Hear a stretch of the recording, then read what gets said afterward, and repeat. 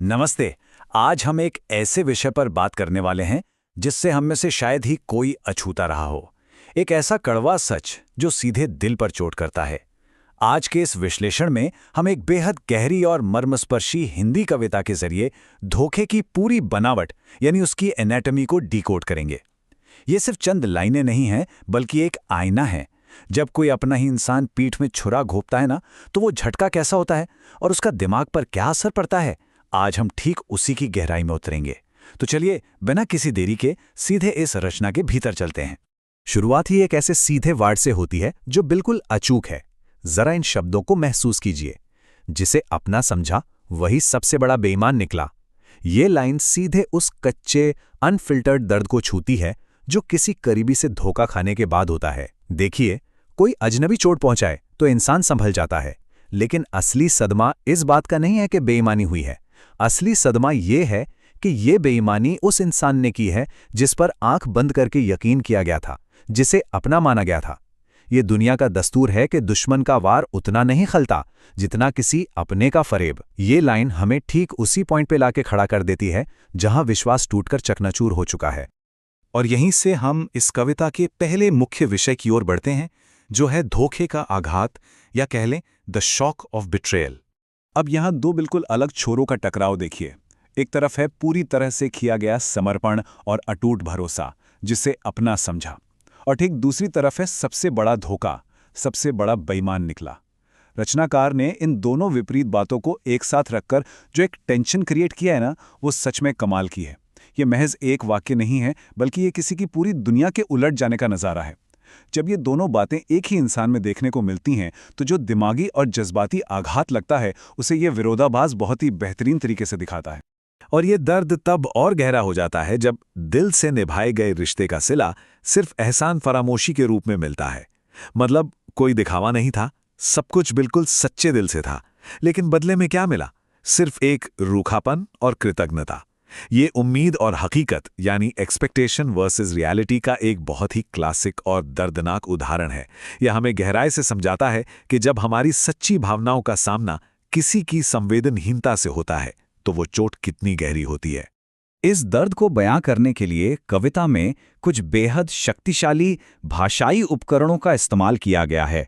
तो चलिए हमारे अगले खंड की तरफ, इंसानी धोखे के रूपक। सबसे पहले इस एक शब्द एहसान फरामोश की गहराई को समझते हैं। ये लफ्ज़ उस इंसान के लिए इस्तेमाल होता है जो अपने ऊपर किए गए हर उपकार, हर भलाई और हर वफादारी को पूरी तरह से भुला देता है। ये सिर्फ किसी को शुक्रिया ना बोलने वाली बात नहीं है। ये एक इंसान के उस नैतिक पतन, उस मॉरल डाउनफॉल को दिखाता है जहां वो उस हाथ को ही भूल जाता है जिसने उसे मुश्किल वक्त में थामा था। सच कहूं तो इस एक शब्द में इतनी ताकत है कि ये पूरी कविता के इमोशनल वजन को अकेले अपने कंधों पर उठा लेता है। और यही बात हिंदी भाषा के सबसे मशहूर और ताकतवर मुहावरों में से एक से जाकर जुड़ती है। जिस थाली में खाया उसी में छेद कर गया। जरा इसकी कल्पना कीजिए। एक थाली जो आपको खाना दे रही है, आपका पेट भर रही है, और आप उसी को नष्ट कर रहे हैं। इस मुहावरे का इस्तेमाल उस मानसिकता को दिखाने के लिए किया गया है जो अपने ही मददगार की पीठ में छुरा घोंपती है। ये सिर्फ एक धोखा नहीं है, बल्कि ये पूरी तरह से विनाशकारी विश्वासघात है। ये उस इंसान की नीयत को बेनकाब करता है जो अपने ही सहारे को तोड़ देता है। इसी तरह यहां एक और बहुत ही स्ट्राइकिंग नज़ारा पेश किया गया है। सिर आंखों पर बैठाना, यानी किसी को बहुत ज्यादा सम्मान देना, उसे एक ऊंचे मुकाम पर बैठाना, और उसका नतीजा क्या निकलता है? पीठ पीछे वार। ये समझना बहुत जरूरी है कि जब हम किसी को इतना ऊंचा मुकाम देते हैं, तो वहां से गिरने पर जो चोट लगती है ना, वो भी उतनी ही भयानक होती है। सामने से किया गया वार तो इंसान फिर भी सह ले, लेकिन जो वार पीठ पीछे से आता है, और वो भी उस इंसान से जिसे हमने सिर आंखों पर बैठाया हो, वो इंसान को अंदर तक तोड़कर रख देता है। इस दर्दनाक एहसास को समझने के बाद अब हम आज की दुनिया के कड़वे सच की तरफ बढ़ते हैं। हमारा तीसरा भाग है रिश्तों की मतलबी फितरत। यहां हम एक ऐसे रिश्ते के दुखद जीवन चक्र यानी एक ट्रैजिक लाइफ साइकिल को डिकोड कर सकते हैं जिसकी नींव ही स्वार्थ पर टिकी थी। ये पूरी प्रक्रिया 3 चरणों में होती है। पहला स्टेप है गहरा विश्वास, जहां हम किसी को अपना मानकर अपने सबसे गहरे राज उसके सामने खोल देते हैं। फिर आता है दूसरा स्टेप, छिपे हुए इरादे। तब जाकर पता चलता है कि सामने वाले की हर मीठी बात के पीछे कोई ना कोई मतलब छिपा था। और फिर आता है आखिरी स्टेप, शोषण, आपके उन राजों को दुनिया के सामने मशहूर कर दिया जाता है, आपका फ़ायदा उठाया जाता है, और जैसे ही काम निकलता है वो इंसान दूर हो जाता है। ये एक बेहद दर्दनाक पैटर्न है। और यही पैटर्न हमें इस कड़वे निष्कर्ष पर पहुंचाता है। आजकल रिश्तों का यही दस्तूर हो गया, मतलब निकलते ही इंसान दूर हो गया।